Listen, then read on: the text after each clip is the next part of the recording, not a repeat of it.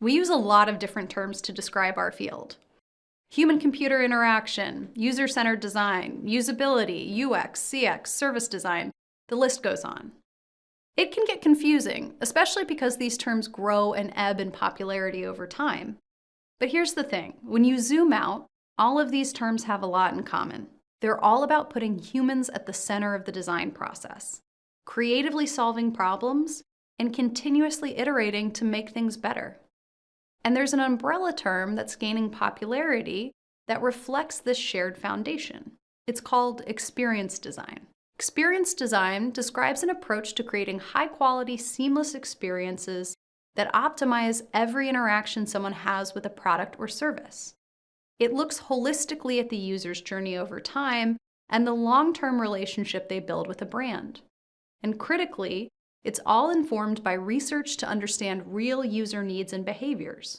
So, using this umbrella term is not necessarily a departure from UX or CX. But the growing popularity of the experience design label reflects some important shifts happening in our industry.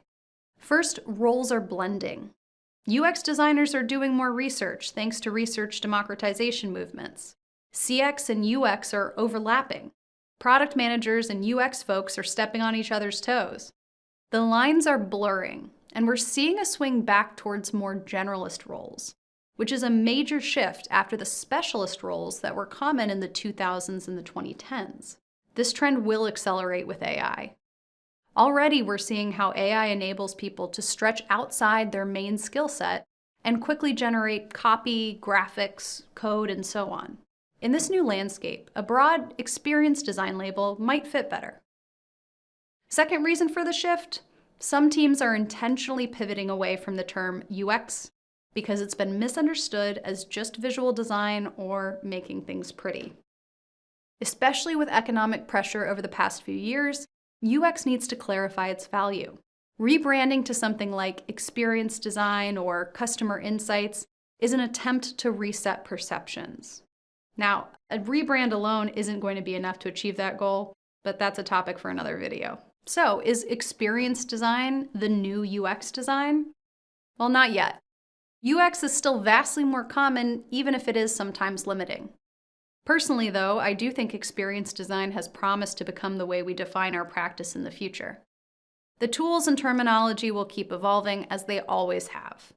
But those core design tenets, a human focus, creative problem solving, continuous iteration, and a shared toolkit, those will be our goals, whatever we call ourselves. Thanks for watching. If you'd like to see more UX videos, check out these over here. And consider subscribing to our channel.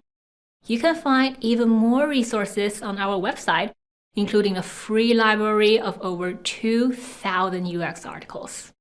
And if you're ready to dive deeper, we offer both live, hands-on UX training and self-paced courses you can take anytime and at your own pace. Explore our full course library at nndgroup.com.